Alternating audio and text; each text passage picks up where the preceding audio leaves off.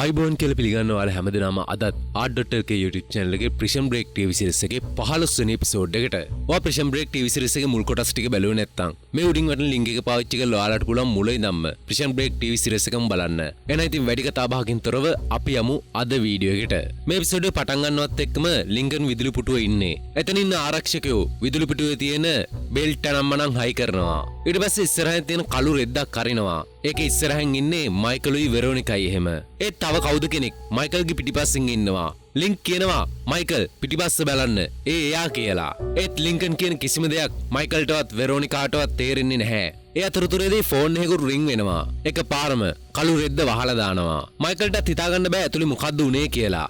එහෙම්මම වෙරෝනිකයි මයිකලුයි අර ලින්කන් හම්බෙන්න දුන්න තැන ඉඳගෙන ඉන්නවා. ඔතන ප්‍රධානීතුමා එනවා. ප්‍රධානීතුමා ඇවිල්ලා මයිකල්ට කියනවා මට සමාවෙන්න ඕනි වෙච්ච දෙයට. එහෙම කියනවත් එක්කම ලින්කනුත් පස්සෙන් එනවා. ලින්කන්ව මරලා නැහැ. ප්‍රධානීතුමා කියනවා උසාවියේ නියෝගයක් ආවා. මේක නවත්තන්න කියලා. අලුත් සාක්ෂියක් ඉදිරිපත් වෙලා තියෙනවා. ඒකෙන් හින්දායි නැවැත්තුවේ කියනවා. මයිකල් අහනවා කී දවසකටද? තව දවසක්ද? දෙකක්ද? කොච්චර කාලයක් යනවද කියලා. ප්‍රධානීතුමා කියනවා ඒක මම දන්නේ නැහැ කියලා. ඊට පස්සේ ප්‍රධානීතුමා ඔයාලට පොඩ්ඩක් කතා කර ඉන්න පුළුවන් කියලා එතනින් යනවා. ඊට පස්සේ ලින්කන් අහනවා මයිකල් ඔයා දැක්කද ඔයාගේ පස්සෙන් ඉදී කවුද කියලා. මයිකලුත් කියනවා නෑ මං දැක්කේ නැහැ කියලා. ලින්කන් කියනවා ඒ අපේ තාත්තා කියලා. මෙතනින් Prison Break TV series එකේ 15 වෙනි එපිසෝඩ් එකත් පටන් ගන්නවා. ඔයා තාමත් අපි subscribe කරලා නැත්නම් පල්ලෙහෙන් තියෙන රතු පාට subscribe button එක click කරන්න. ඊට එහෙන් තියෙන notification button එක on කරගන්න. එතකොට අපි අලුතින් වීඩියෝ දාපු ගමන් ඔයාලකටම ගෙන්න ගන්න පුළුවන්. ඒ වගේම අපේ Telegram channel එකට වගේම Discord channel එකටත් එකතු වෙන්න අමතක කරන්න එපා. ඒවැ link පල්ලෙහෙන් මම සඳහන් කරලා තියෙනවා. එහෙනම් බලමු අපි අද එපිසෝඩ් එකේ මොකද්ද වෙන්න යන්නේ කියලා. ඊළඟ සීන් එක පටන් ගන්නවත් එක්කම ලින්කන් කියනවා එයාමයි කියලා. මයිකල් කියනවා එයා වෙන්න බෑ. ඒ කාමරේ ඉඳියේ මායි වෙරෝනිකයි වාර්තාකාරයෝ ටික දෙනෙකුයි විතරයි කියලා කියනවා. ලින්කන් කියනවා මයිකල් ඔයා එයාව දැකලා නැහැ. ඒ වුණාට මං එයාව දැකලා තියෙනවා කියලා කියනවා. මයිකල් කියනවා එයා අවුරුදු 30ක්ම අපිත් එක්ක ඉඳියේ නැහැ. මේ අන්තිම මොහොතේ මොකටද එයා එන්නේ කියලා අහනවා. ලින්කන් කියනවා ඒක මං දන්නේ නැහැ කියලා. ඊළඟ සීන් එකේදී උපජනාධිපතිනිය කියනවා පවුල්ට එයා මැරුන් නැහැ කියලා. ඊට පස්සේ පවුල් කියනවා අන්තිම මොහොතේ විනිසුරුට නිර්නාමික කෙනෙක් සාක්ෂි වගේක් ඉදිරිපත් කරලා තියෙනවා කියලා. උපජනාධිපතිනිය අහනවා ඒ ඩැනියල්ද කියලා. පවුල් කියනවා ඩැනියල් වෙන්න බෑ. ඩැනියල් නම් වෙරෝනිකා උසාවියේදීම කතා කළා ඒක නවත්තනවා. මේක කරලා තියෙන්නේ වෙන කවුරු හරි වෙන්නේ නැති කියලා කියනවා. උපජනාධිපතිනිය හා පවුල් එක්කම තවත් ගෑනු කෙනෙක් ඉන්නවා. උපජනාධිපතිනිය කියනවා කවුරුණක් කමන්නේ මේ කරදරේ ඉවරයක් කරලා දාන්න කියලා කියනවා. පවුලුත් හරි කියලා එතනින් යනවා. අර ගෑනු කෙනාත් පිට වෙලා යනවා. උපජනාධිපතිනිය ඒ ගෑනු කෙනාට කියනවා ඔයායි මාව හම්බෙන්න එනකොට මට පණිවිඩයක් තියලා එන්න කියලා. ඒ ගෑනු කෙනාත් හරි කියලා එතනින් යනවා. ඊළඟ සීන් එකේදී වෙරෝනිකයි අර පැමිණිලි පාර්ශවයේ ලෝයයි දෙන්නත් එක්ක නඩුකාරතුමාව හම්බෙලා. නඩුකාරතුමා කියනවා මං ගෙදරට එද්දී මේක මගේ දොර යට තිබුණා. මේකේ ස්ටේට්මන්ට්ගේ මරණ පරීක්ෂණ වාර්තාව. මේකේ උණ්ඩක පුච්චි ගැන සඳහන් කරලා තියෙනවා අවුලක් නැහැ පුදුමයක් නැහැ කියලා. මේකේ සඳහන් වෙලා තියෙනවා ස්ටේට්මන්ට් අවුරුදු 12 දී ශල්‍ය කර්ම වාර්තාවක් පිළිබඳව. ඒකේ කියන හැටියට ශල්‍ය කර්මයක් කළා බද්ධ කරලා. එහෙම කියනවත් එක්කම පැමිණිලි පාර්ශවයේ ලෝය ඒ වාර්තාව කඩා ගන්නවා. වෙරෝනිකා කියනවා එහෙනම් ලින්කන් ඉක්මනට නිදහස් කරන්න කියලා. අනික ලෝය කියනවා හදිස්සිය වෙන්න එපා. මේ වාර්තාව තාම සාතික වෙලා නැහැ කියලා කියනවා. වෙරෝනිකා කියනවා ඒක අපිට හොස්පිටල් එකෙන් දැනගන්න පුළුවන් කියලා. නඩුකාරවරයා කියනවා ඒ අය මෙච්චර කාලයක් වාර්තා තියාගන්නේ නැහැ. මම පරීක්ෂා කළා කියලා.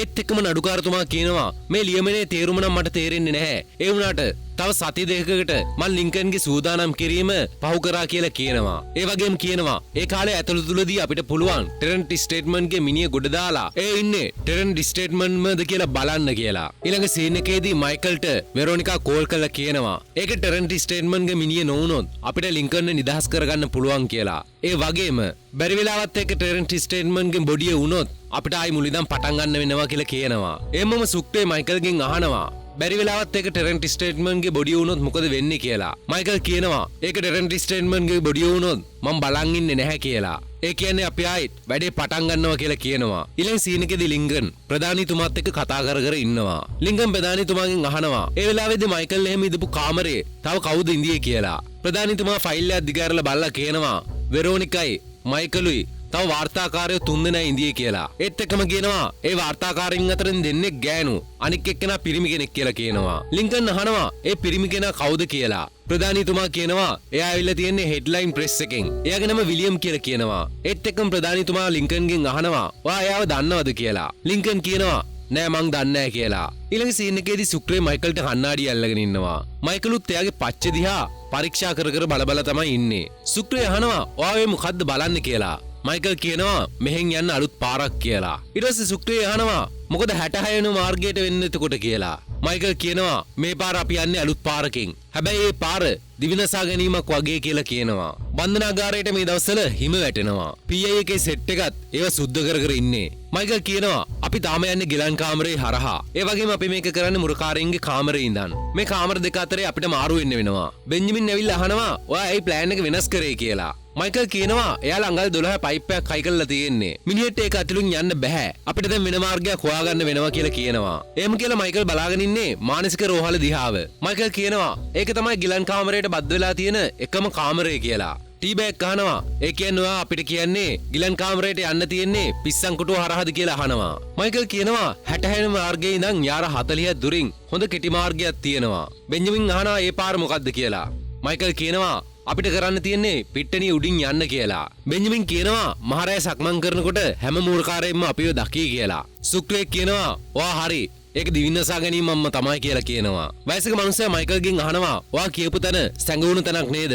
CEO වලට පේන්නේ නෑ නේද කියලා අහනවා. මයිකල් කියනවා ඇත්තෙන්ම කියලා. බෙන්ජමින් අහනවා ඒක කොහෙද තියෙන්නේ කියලා. මයිකල් කියනවා ඔයා ඉන්නේ ඒක උඩ තමයි කියලා. බෙන්ජමින් බලන්නේ එතන තියෙන කානුව දිහා. බෙන්ජමින් කියනවා අපි මෙතනින් උඩට එනකොට වටේම තියෙන කණු ටිකට පේනවා. අතන කණුවක් තියෙනවා. අරහෙක් කණුවක් තියෙනවා. ඒ වගේම මගේ පිටිපස්සෙලු කණුවක් තියෙනවා කියලා කියනවා. ඒත් එක්කම බෙන්ජමින් මයිකල්ට කියනවා ඔයාගේ සැලසුම නම් මල විකාරයක් කියලා. ඊළඟ සීන් එකේදී මයිකල් සුක්‍රේට කියනවා මට බිත්තියෙන් ඇතුළට යන්න වෙනවද කියලා. සුක්‍රේත් අහනවා ඒ ඇයි කියලා. මයිකල් කියනවා මට යන්න ඕනි මානසික වාට්ටුව ගාවට. පහළ තියෙන පයිප් ගැන හොඳ අවබෝධයක් ලබා ගන්න ඕනි කියලා කියනවා. සුක්‍රේ කියනවා අපි මහරය පිට්ටනින් එළියට આવොත් එයාලා අපිට තාරාවන්ට වගේ වෙඩි තියලා දායි කියලා. ඒත් එක්කම එළියේ ඇඳුම් හොදන පොරද්ද කොහෙද? එයාගේ ඇඳුම් ටිකත් තල්ලු කරගෙන ඉස්සරහට යනවා. සුක්‍රේ කියනවා මට අදහසක් ආව කියලා. ඊළඟ සීන් එකේදී ස්ටේට්මන්ට්ගේ බොඩිය ගොඩ ගන්නවා. නික් වෙරෝනිකාට කියනවා ස්ටේට්මන්ට් කියලා තියෙනවා එයාගේ බොඩියට කිසිම එම්බාම්මයක් කරන්න එපා කියලා. ඒ වගේම මිනි පෙට්ටිය වුණත් ඉක්මනින් දිරා යන මිනි පෙට්ටියක් ගන්න කියලා තියෙන්නේ කියලා කියනවා. නික් ඒත් එක්කම කියනවා එයා පරිසරය ගැන ගොඩක් හිතලා තියෙනවා කියලා. වෙරෝනිකා කියනවා ඒක මිනිහ අඳුරගන්න බැරි වෙන්න කරපු උපායක් වෙන්නත් පුළුවන් කියලා. ඊළඟ සීන් එකේදී සුක්‍රේ අර ලොන්ඩරිය පොරව හම්බෙන්න ඇවිල්ලා. ඒ ලොන්ඩරිය පොර සුක්‍රේට කියනවා ඔයා මාව හම්බෙන්න ආවේ ගොඩ කාලයකට පස්සේ. ඔය ආපු ගමන් මගෙන් උදව්වක් ඉල්ලනවා. මට මේක කරන්න බැහැ කියලා කියනවා. සුක්‍රේ කියනවා ඔයා මට ණයයි. ඒ හින්දා මේක කළා දෙන්න ඕනි කියලා. නැත්තම් බූරුවා ගැන කියනවා කියලා කියනවා. ඒ ලොන්ඩරි පොර කියනවා ඔයා පොරොන්දුනා ඒක කාටවත් කියන්නේ නැහැ කියලා කියනවා. සුක්‍රේ කියනවා ඒක මගේ අතින් කැඩෙන්න ඉඩ තියන්න එපා කියලා. ඊළඟ සීන් එකේදී ලින්කන් නිදිගෙන ඉන්නකොට එයාගේ තාත්තත් එක්ක ඉඳපු අතීතය හීනයක් වගේ පේනවා. එහෙම ඊළඟ සීන් එකේදී අර ලොන්ඩරිය පොර කවරයක් ගෙනත් දෙනවා සුක්‍රේට. ඒක දීලා ඒ ලොන්ඩරිය පොර කියනවා ඕක පිටින් උඹලා අහු වුණොත් උඹලව කෑලි කරයි කියලා. ඒත් එක්කම කියනවා උදේ වෙන්න කලින් ඕක මට දීපන් නැත්නම් ඒ කට්ටිය දැනගනී කියලා කියනවා. ඊළඟ සීන් එකේදී PI එකේ සෙට් එක අර කාමරයට වෙලා වැඩ කරනවා. බෙන්ජමින්ගේ සාක්කුවෙන් අර පෝස්ට් කාඩ් එකක් කැටෙනවා. වයසක මිනිස්සයා ඒ පෝස්ට් කාඩ් එක බෙන්ජමින්ට අහුලලා දෙනවා. ඊට පස්සේ කියනවා ඒක ඉරාක් එකක් වගේ නේද කියලා. මේ අතර බෙලික්කාරයා ওই පැත්තට එනවා. ටීබෑග් ඉක්මනට ගිහිල්ලා දොරට තට්ටුවක් දානවා. මයිකල් කියනවා අපි වැඩ කරනවා වගේ පෙන්නමු කියලා. බෙන්ජමින් ඒ එක්කම මේ මොකද්ද මේ කියලා බිත්තියේ සිදුරක් පෙන්නනවා. බෙන්ජමින් ඒ සිදුර අල්ලනවත් එක්කම ඒ සිදුර තව ලොකු වෙලා ඇතුළේ තියෙන කොන්ක්‍රීට් කුඩු ටික එළියට එන්න පටන් ගන්නවා. ඊට පස්සේ බෙන්ජමින් කරන වැඩේ පටගාලයාගේ කකුල එතනින් තියා ගන්නවා. ඒත් එක්කම එතනට බෙලික්කාරයා එනවා. බෙලික්කාරයා ඇවිල්ලා උඹලා හෙමින්න වැඩ කරන්න එක ගා බනින්න පටන් ගන්නවා. අර වයසක මිනිස්සෙක් කියනවා අපි ඉක්මනට වැඩ කරන්නම් බොස් කියලා. ඊට පස්සේ බෙලික් බෙන්ජමින්ට බනිනවා වැඩ කරපන් කියලා. බෙන්ජමින් කියනවා මගේ කකුල පණ නැහැ වගේ කියලා. ඊට පස්සේ බෙලිකුත් බෙන්ජමින්ට බනින්න එනවා. වයසක මිනිස්සයා කරන වැඩේ බෙන්ජමින්ව තල්ලු කරලා කකුලෙන් හිල වහගෙන ඉන්න ගමන්ම කියනවා ඉක්මනට වැඩ කරපන් බං නිකන් කම්මැලිකමට එක එක හේතු කියන්න එපා කියලා කියනවා. බෙලිකුත් ඒ වයසක මිනිස්සයාට ප්‍රශංසා කළා එතනින් යනවා. බෙලික්කාරයා එතනින් යනවත් එක්කම බෝඩ් එක කඩාගෙන එක පාටම කොන්ක්‍රීට් එක එළියට එනවා. ඒත් එක්ක මේ පැත්තට තවත් ආරක්ෂක නිලධාරීන් දෙන්නෙක් එනවා. ටීබෑග් ඉක්මනට ගිහිල්ලා දොරට තට්ටු කරනවා. අර එක ආරක්ෂක නිලධාරියෙකුත් ටීබෑග්ගේ පස්සෙන් එනවා. ඊට පස්සේ ටීබෑග්ගෙන් අහනවා බේස්බෝල් ගහන ක්‍රීඩකයෙක් ගැන. ටීබෑග් කියනවා මං දන්නේ නැහැ කියලා.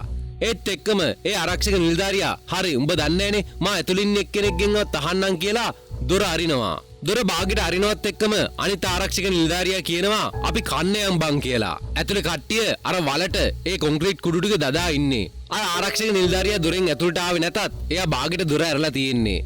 ඒ ආරක්ෂක නිලධාරියා කියනවා පොඩ්ඩක් ඉන්න මං එයාගේ නම දැනගෙනම එන්නම් කියලා. ඒත් එක්කම ටීබැග් ක්‍රීඩකෙක්ගේ නමක් කියනවා. ඒ ආරක්ෂක නිලධාරියාත් අන්න හරි එයා තමයි කියලා එතනින් යනවා. ඊළඟ සීන් එකේදී ડોක්ටර් සාරාගෙන් ලින්කන් අහනවා මං ඉඳපු පීඩනය අනුව ඒ වෙලාව කෙනෙක්ව මට මැවිලා පේන්න පුළුවන්ද කියලා අහනවා. ડોක්ටර්ත් කියනවා ඔව් පේන්න පුළුවන් කියලා. ඒක එක්තරා රෝගයක රෝගී ලක්ෂණයක්. ඒ වෙලාවේ එහෙම දෙයක් ඔයා දැකලා තියෙනවා නම් ඒ දැකලා තියෙන්නේ ඔයාගේම හිත සනස ගන්න. ඒත් එක්කම ડોක්ටර් අහනවා ඔයා කවුද දැක්කේ කියලා. ලින්කන් මුකුත්ම කියන්නේ නැහැ. ડોක්ටර් ආවට ස්තුති කරනවා විතරයි. ડોක්ටර්ත් හරි කියලා එතනින් යනවා. ඊළඟ සීන් එකේදී බෙන්ජමින් එක අර වයසක මිනිස්සයා කතා කර කර ඉන්නවා. මිනිස්සු හිරේද්දී එයාලගේ පවුල් වලට ගොඩක් බොරු කියනවා. ඔයත් එහෙම නේද කියලා අහනවා. ඔයා ඉරාකේ ඉන්න විදියට මෙහෙනම් පෝස්ට් කාඩ් ලියලා එයාට යවනවා. මේක අද ඊයේ ඉඳන් නෙවෙයි. ඔයා ගොඩක් කල් ඉඳන් කරන්නේ. කවුද DP කියලා කියන්නේ කියලා අහනවා. ඒ වයිෆ්ද නැත්නම් ඔයාගේ ළමයාද කියලා අහනවා. බෙන්ජමින් කියනවා මං කැමති නෑ මෙහෙදී එයා ගැන කතා කරනවට කියලා. වයසක මිනිස්සෙක් කියනවා එහෙනම් අනිවාර්යෙන්ම එයා ගෑල් ළමෙක් වෙන්න ඕනි කියලා. ඒත් එක්කම වයසක මිනිස්සයා කියනවා මටත් ඉන්න ගෑල් ළමෙක්. ඒකයි මං එහෙම කිව්වේ කියලා. ඒ වගේම ඔයා මෙහෙන් පැනලා ගියපු ගමන්ම ඉස්සෙල්ලාම බලන්න යන්නේ එයාලා නේද කියලා අහනවා. බෙන්ජමින් අහනවා අයියා එහෙම අහන්නේ කියලා. අර වයසක මිනිස්සයා කියනවා මොකද මම කරන්නේත් ඒක තමයි.